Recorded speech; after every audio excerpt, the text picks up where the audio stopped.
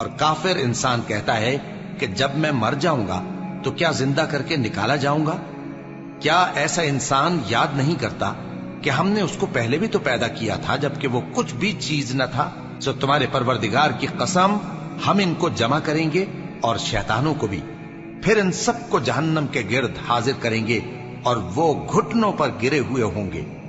پھر ہر گروہ میں سے ہم ایسے لوگوں کو کھینچ نکالیں گے جو رحمان کے مقابلے میں سخت سرکشی کرتے تھے، پھر ہم ان لوگوں سے خوب واقف ہیں جو اس میں داخل ہونے کے زیادہ لائق ہیں، اور تم میں سے کوئی شخص نہیں مگر اسے اس پر گزرنا ہوگا، یہ تمہارے پروردگار پر لازم ہے، مقرر ہے۔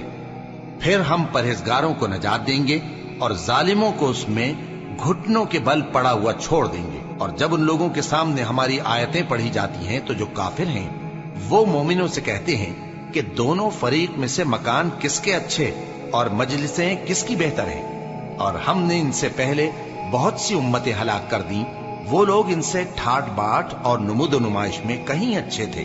کہہ دو کہ جو شخص گمراہی میں پڑا ہوا ہے رحمان اس کو آہستہ آہستہ مہلت دیا جاتا ہے، یہاں تک کہ جب اس چیز کو دیکھ لیں گے جس کا ان سے وعدہ کیا جاتا ہے، خواہ عذاب اور خواہ قیامت، تو اس وقت جان لیں گے کہ مکان کس کا برا ہے اور لشکر کس کا کمزور ہے۔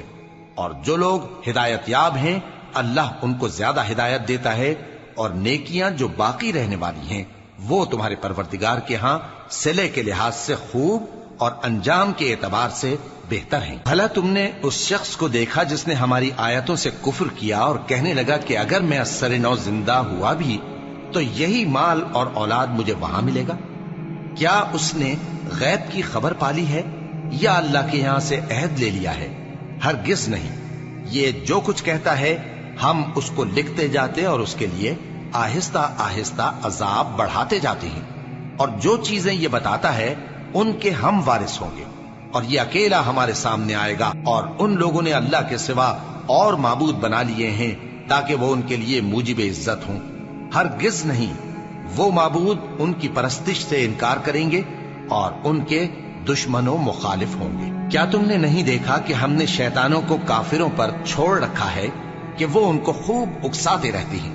تو تم ان پر عذاب کے لیے جلدی نہ کرو کہ ہم تو ان کے لیے دن شمار کر رہے ہیں۔ جس روز ہم پرہیزگاروں کو رحمان کے سامنے بطور مہمان جمع کریں گے اور گناہگاروں کو دوزخ کی طرف پیاسے ہانک لے جائیں گے، تو لوگ کسی کی سفارش کا اختیار نہ رکھیں گے مگر جس نے رحمان سے اقرار لے لیا ہو، اور کہتے ہیں کہ رحمان بیٹا رکھتا ہے۔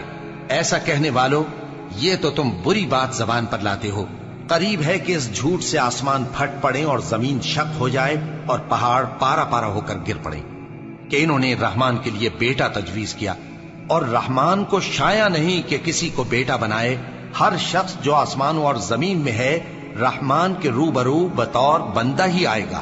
اس نے ان سب کو اپنے علم سے گھیر رکھا اور ایک ایک کو شمار کر رکھا ہے، اور یہ سب قیامت کے دن اس کے سامنے اکیلے اکیلے حاضر ہوں گے۔ اور جو لوگ ایمان لائے اور عمل نیک کیے رحمان ان کی محبت مخلوقات کے دل میں پیدا کر دے گا۔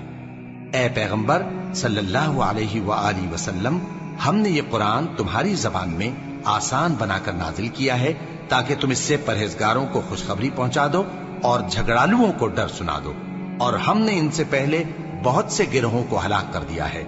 بھلا تم ان میں سے کسی کو دیکھتے ہو یا کہیں ان کی بھنک سنتے ہو؟